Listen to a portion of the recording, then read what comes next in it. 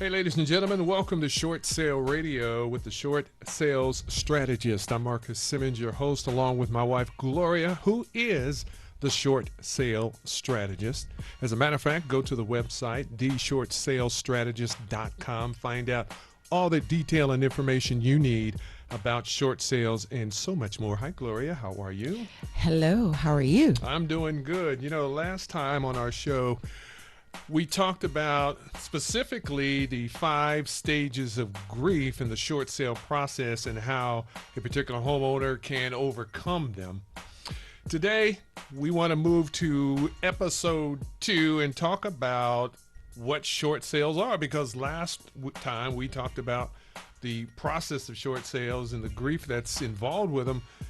But we didn't stop and think that maybe someone was saying to themselves, okay, what on earth are they talking about? So specifically, are there short sales in 2023? And if so, let's first start with what in the world is a short sale? Absolutely. So in a nutshell, a short sale is when the lender agrees to accept less than the amount that the homeowner owes on the mortgage loan. What this will do, it will allow the homeowner to sell the property and avoid foreclosure. Now, the lender has to agree to this arrangement, and the homeowner also has to demonstrate that there is a hardship. So the lender isn't just going to arbitrarily just decide to take a haircut. The homeowner has to prove hardship on paper. In other words, I couldn't just say, okay, listen, Mr. Lender or what have you, I don't really want this house anymore. Will you accept a short sale? No. We have to prove there is some sort of hardship, like a job loss, I see. a loss of life, a reduction in income, a divorce situation. And that has to be proven on paper. We're going to need to provide detailed financial information to the lender. And the lender will then approve the homeowner for a short sale of that property. So in other words, the person or the homeowner who's looking to perhaps have a short sale done on their property, they have to be able to basically prove that they can no longer afford the house. Is that what you're saying? This is exactly what I'm saying. So the short sale can be a combination of a hardship for the homeowner, and it can also be a hardship based on the condition of the home.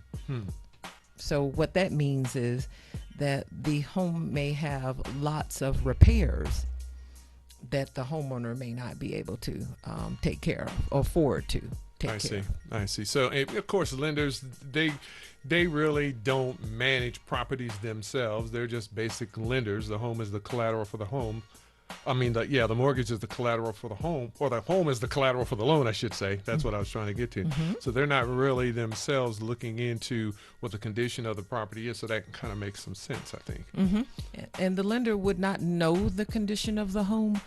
Again, when we submit submit packages to the lender for a short sale, often we will submit repair quotes to show the lender what is the actual condition of the home, and especially if there is something that's extraordinary going on with the home. Okay, now let me ask this. As a lender, why would a lender specifically want to do a short sale? Well, lenders are not in the property management business. They don't want the homeowner to stop paying and have to take that home back in a foreclosed situation, because now they will own the property. They have to do the maintenance, the upkeep, pay property taxes. They have to be concerned about winterizing the property when it gets cold outside to prevent pipes from freezing.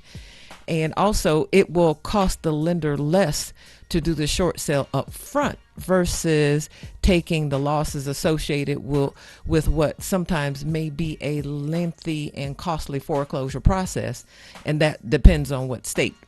For example, in Georgia, the short sale process is what's called non-judicial, which means the lender does not have to file a suit against the homeowner and take them to court. So that means that in Georgia, our foreclosure process is a lot shorter, and basically that means less time in the process and having to pay less attorney fees. However, in states like Florida, which is a judicial state, the process can be lengthy. I've seen people in the foreclosure process for years, and during that time, the lender is having to pay attorney's fees, and they are also not making money on that home, but they're also having to pay certain fees associated with the homeowner not paying. So that process could cost them a lot more money versus just taking a loss on the front end doing a short sale. I see. That makes a lot of sense. They don't really want the property themselves, and they realize, I guess, that they're going to take some type of loss, so it's better to negotiate whatever that loss could be instead of finding themselves in a position to where, they're going to be dealing with a property that they don't have time to deal with anyway. Exactly. It makes a lot of sense. Well, now, okay, this is the year 2023. A lot of things have happened over the last few years, including COVID-19, which I'm sure just interrupted the mortgage process unlike anything we've ever seen. But in this year, 2023, are there short sales, and why are there short sales? Well, first let me say that there are always short sales every month of every year. We don't hear about them as much as we used to back during the mortgage meltdown, but to be clear, there are short sales going on every single month. So what I want to also say is a short sale is basically means that the homeowner got into some sort of position to where they don't have equity in the house. Okay. So that means that they somehow or another, the equity is not there. They need to sell. So we have to do a short sale because there's not enough of a position, of an equity position in that house for them to sell. So seller decisions in terms of certain financial moves that they may have made have led up to the property being in a position to warrant a short sale. Some examples: I've seen a seller refinance, pull all of the cash or equity out of the home. Then the seller then went on to experience a hardship and they need to sell, but now they owe more than the house is now worth. Another example, I've seen senior citizens who do what's called a reverse mortgage, which basically pulls all of the equity out of the home up to the value of the home. Then when the homeowner passes away, the only way that the heirs of that property can sell is to do a short sale. Wow. Yeah. So more recently, here are the scenarios that are specific to 2023 that we are seeing. Okay. So I'm going to have to give you a little bit of history on some things that just happened in the market when the pandemic hit. All right. So in the past several years, starting in 2020, we have seen mortgage rates historically low. And so what happened after that is that now we have more buyers in the market than there were available homes. So so follow with me here, okay? All right, so I'm going to take you on a journey here, and we're going to kind of use a buyer called Mary. Mary the buyer. Okay. So in 2020, Mary the buyer decides, wow, these rates are really low, and she decides to jump into the market and buy a home. Okay. Because there are more buyers than there are sellers, she ends up in bidding wars, and she with her realtor assistants begin to present purchase contracts over the list price, and she does that in order to win the bidding war. Sometimes we were seeing up to 20 to 30 offers on a property. Wow. Right. So second thing that happened is Mary, in order to make her offer more attractive to the seller so that she could win that bidding war, she decides to waive the appraisal contingencies. Now, appraisal contingencies are contingencies that as an agent we would put in a contract, normally to protect a buyer just in case the appraisal came in lower than the contract price. right? So in a normal market, what would happen is we would be the appraisal would come in, it would be lower than the contract price, and we would negotiate to lower that. But we're not back in 2020, we were not in a normal market. And that's because there were other bidders who would gladly bid the actual contract price, or other than what the appraised price would be. Is that what you're saying? Well, what I'm saying is that in order to win the offer, you'd have to waive all of the normal contingencies, because these are things that you're already over list price. The seller knows that property, there's no way it's going to appraise for that, and so you would have to waive that appraisal contingency, or the seller would not accept your offer.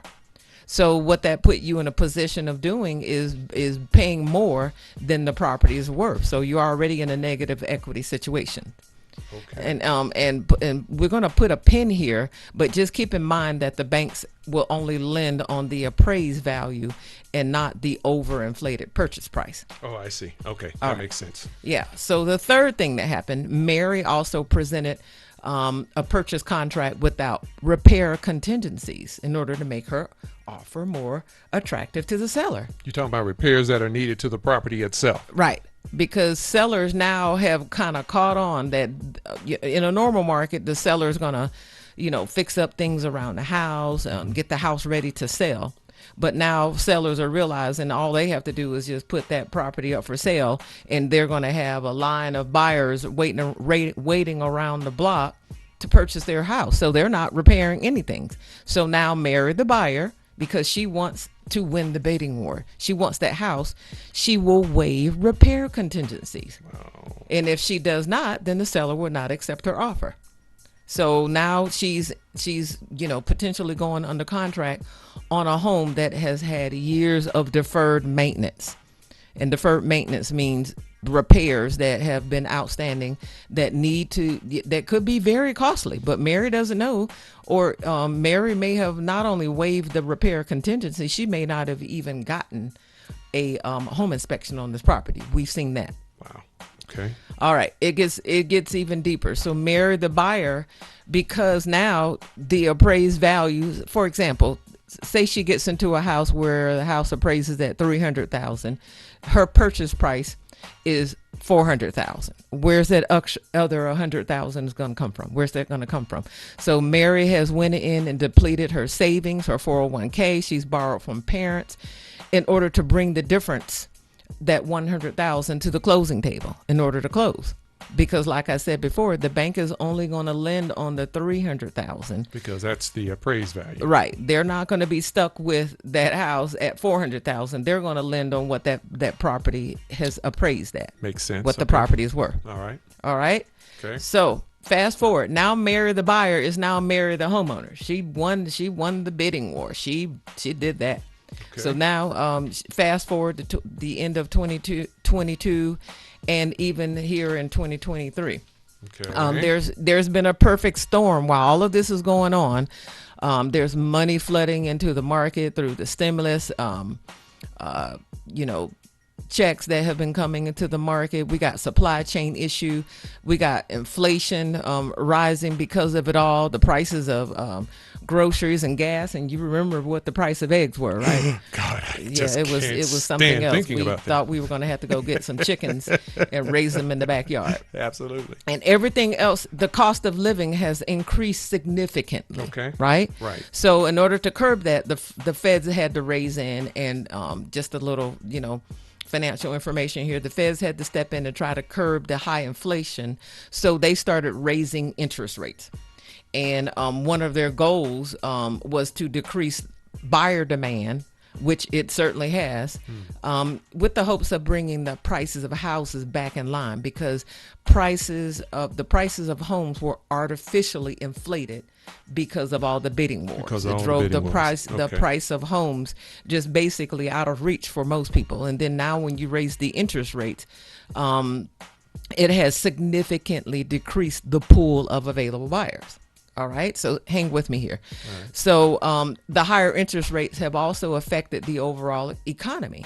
Back in 2020, because of, housing is a major indicator in any economic market, right? And so there was a lot of hiring during that time frame.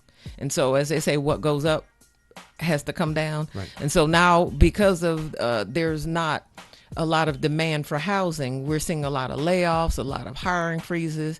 People are spending less. The economy is shrinking, so more people are losing their jobs. All right. So back to Mary the buyer. Perfect storm indeed. Which is now Mary the homeowner. All right. Perfect storm, right? Yep. So now Mary gets laid off. So now Mary's sitting in a home that she's purchased that has zero equity. Now Mary has also experienced the fact that because of when the prices of houses go up, property taxes go up, homeowners insurance costs and all related costs to own a home has gone up. And that basically means that she has a overall higher mortgage payment than she normally would have, 3 years ago. Got it. All right. Mm-hmm. So now, due to the federal rate hike, many of the value of Mary's home has gone down because people are now able to buy a house less than what Mary bought it, which means that her values have gone down in her neighborhood. We're seeing that. We're seeing a lot of people because sellers are kind of catching on that, okay, this market is not 2020, this market is not 2021, and it's not 2022. So they're decreasing the price of their homes in order to sell them. Well, that's not doing Mary any good, right? Mm-hmm. So, and then those repairs that Mary always meant to do, that she bought when she bought that home, the seller didn't do any repairs. Yeah. Now Mary has inherited those repairs. She always meant to do them, but she never got around to it. So now those things are worse. Okay. All right. So you get where I'm going here. Yep. Now Mary, she can't refi. In other words, she can't do a refinance because you need equity in the house to do so. And because she has missed several mortgage payments, her credit scores have dropped. So now Mary is the profile, and she fits the profile of a homeowner who could benefit from a short sale. Okay. So what that means is she owes more than the value of the home. The home has significant repair issues that Mary can't fix. Mary has a hardship. She has a job loss, and Mary needs to sell because she can no longer afford the home. Wow. So this is a scenario that we are seeing play out due to the recent buying frenzy in the last 3 years. And we're seeing foreclosures and short sales tick up because of this basic scenario. That's a lot. Yeah. Wow. And this was all caused by, over the last few years, with the housing boom, and I guess you can say COVID had a lot to do with it. Probably Yes. not as much as just the housing boom overall, but the low interest rates at the time and Yes. things of that nature. Yes, all of these things. This scenario with Mary is basically something that's really specific to this market, although we're seeing a similar thing play out in every market. But this is one thing that we're seeing that is unfortunately playing out a lot. Okay. Ladies and gentlemen, you're listening to the Short Sale Strategist, my wife, Gloria Simmons. This, of course, Short Sale Radio. We'd like for you to hit that like and subscribe button, tell your friends about this in case you have friends or family members who might fit the profile of what we've been talking about today. It's important that they get exposed to this information themselves. Let's talk about something else here, Gloria, because you were dealing with homeowners. What about those who were renting? Did this whole scenario affect them as well? Well, if they were renting a home specifically. Mm-hmm. So we know that during COVID, the federal government placed what's called an eviction moratorium in place so that homeowners and homeowners who had tenants inside of their homes not paying, landlords would not be able to evict these tenants for not paying. And so a lot of these landlords have their own primary residence.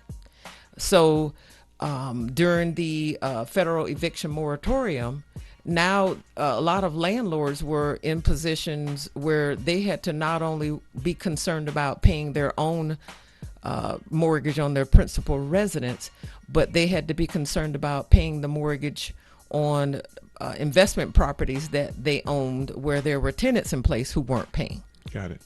Right. So once the government lifted those eviction moratoriums, which happened last year, and they were able to get those non-paying tenants out of the house, we saw where a lot of landlords refinanced and pulled equity out of the houses in order to make up for those losses, maybe to do repairs around the house before they rented the houses out.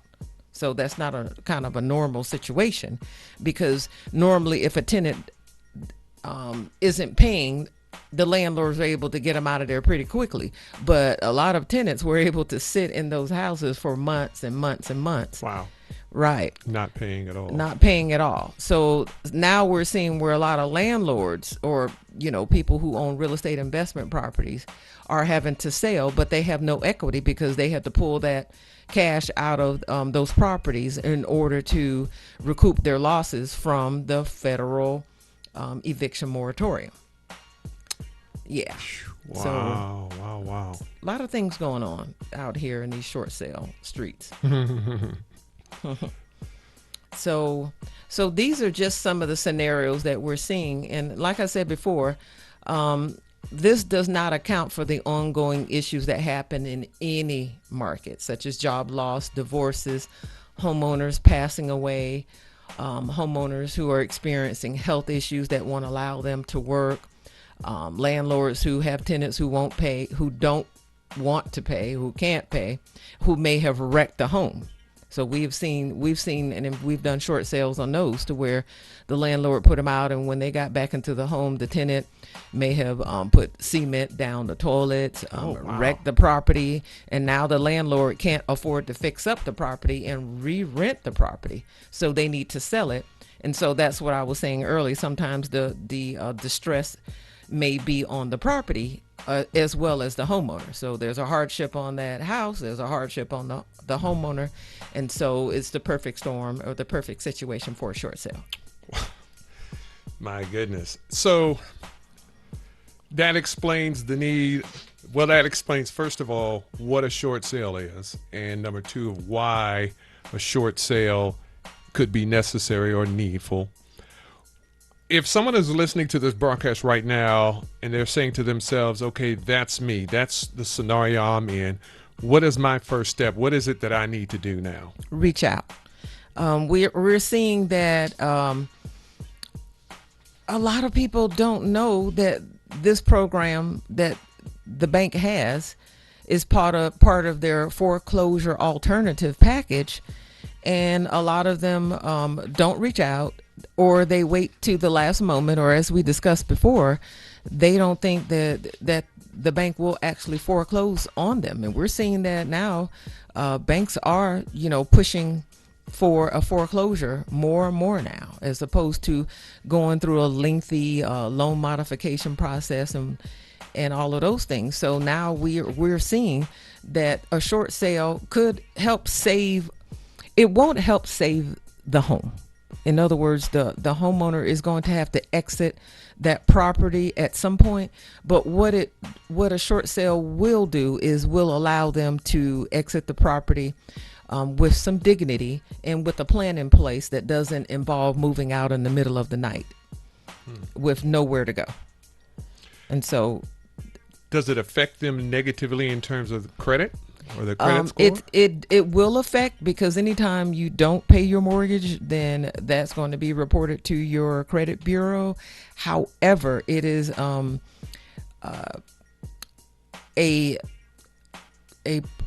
a less effect on your credit as opposed to a full-blown foreclosure. Like when you go fill out a rental application, I've never seen a rental application that asks you, did you complete a short sale? But it does ask, have you foreclosed on a property? And so, yes, there's going to be more of a detrimental hit to your credit with a foreclosure as opposed to a short sale. I see. Okay. That makes sense. You are listening, ladies and gentlemen, to Short Sale Radio with the Short Sale Strategist, Gloria Simmons. Gloria, you have many years of expertise in this field, and the knowledge that you bring to this topic is, I think, needful in this day and age with everything that's going on in the housing market. Give us a little bit about the Short Sale Strategist yourself, how people could reach out, how they should reach out, and what you bring to the table in order to assist them. Well, I've been involved with short sales since 2004. And I say reach out. I keep saying reach out because it's one of the things that I see that homeowners, again, are not doing. But I want to bring awareness to it. I want people to understand that this is a resource and that there is life after a short sale. We have seen people go through a short sale and are now sitting back in homes and enjoying their lives, but get out from up under the stress of it. Yeah, don't hold on to it and go down with the ship. It's not necessary. Let us help you. Let us guide you through this process. We have, if you visit our website, which is theshortsalestrategist.com, you will find years of testimonials of homeowners that we have helped just like you. And we put those there not to pat ourselves on the back, but to let you know that you're not the only one going through this, and you will never be the only one going through this. But don't wait until the last minute. Help is here, and we are here to help. You're listening to Short Sale Radio. Marcus Simmons, your host. Gloria Simmons, the Short Sales Strategist, here discussing distressed properties, short sales, and the like, foreclosure, all things foreclosure, as a matter of fact. We hope that you've enjoyed this particular episode and that you will also like and subscribe. Tell your friends about it. In case you have friends or family members who may be experiencing this, you may be the one that helps them to overcome by convincing them to reach out. All right. Once again, the website is theshortsalestrategist.com. Gloria, thank you again for bringing us that great bit of information today. We really appreciate it. Absolutely. Ladies and gentlemen, you've been listening to Short Sale Radio with the Short Sale Strategist right here. Thank you so much for listening. We'll talk to you again next time.